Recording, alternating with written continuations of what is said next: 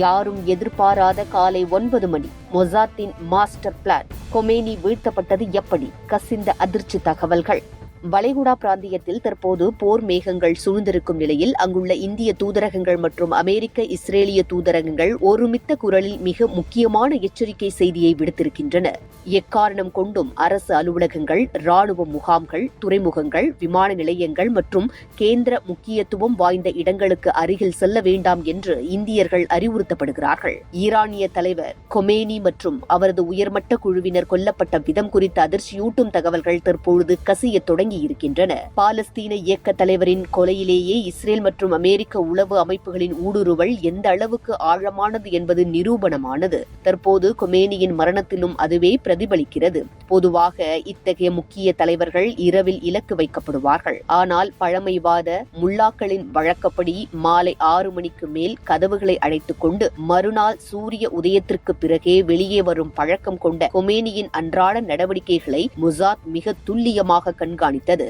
அவர் காலை 9 மணி அளவில் ஆலோசனைக்கு வருவார் என்ற தகவலை திரட்டி இஸ்ரேல் ராணுவத்திற்கு தந்தது. அமெரிக்க தரப்பு ஈரானின் வான் பாதுகாப்பு சாதனங்களை முடக்கிய அதே நேரத்தில் இஸ்ரேல் நடத்திய தாக்குதலில் கொமேனியும் அவரது உயர்மட்ட தளபதிகளும் கொல்லப்பட்டனர். இந்த திடீர் தாக்குதலால் ஈரான் நிலை குலைந்து போனது. தலைமை பொறுப்பில் இருந்தவர்கள் ஒரே நேரத்தில் கொல்லப்பட்டதால் எப்படி பதிலடி கொடுப்பது என்பதில் ஈரானிய தரப்பில் பெரும் குழப்பம் நிலவியது.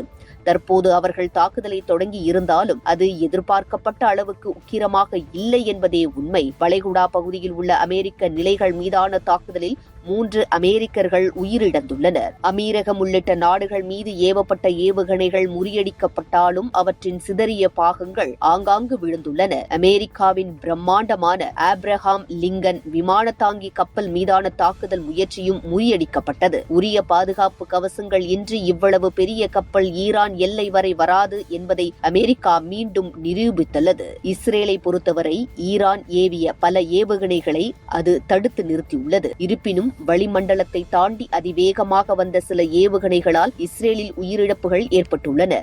ஈரானை பொறுத்தவரை கொமேனி என்பவர் கடவுளின் தூதராக கருதப்பட்டவர். எனவே அவரை இழந்த ஆத்திரத்தில் அவர்கள் பெரிய ஆட்டம் ஆடத்தான் செய்வார்கள் என்பது எதிர்பார்க்கப்பட்ட ஒன்றுதான். ஆபரேஷன் கர்ஜிக்கும் சிங்கம் எனும் பெயரில் இஸ்ரேல் தனது தாக்குதலை தொடர்கிறது. முல்லாக்களின் ஆட்சி மீண்டும் அமைய அனுமதிக்க மாட்டோம். மக்கள் விரும்பும் மாற்று ஆட்சி அமைந்து எங்களுக்கான அச்சுறுத்தல் நீங்கும் வரை ஓய மாட்டோம் என்று நெதன்யாகு சவால் விடுத்துள்ளார். சர்வதேச அளவில் இந்த மோதல் பல தாக்கங்களை ஏற்படுத்தியுள்ளது.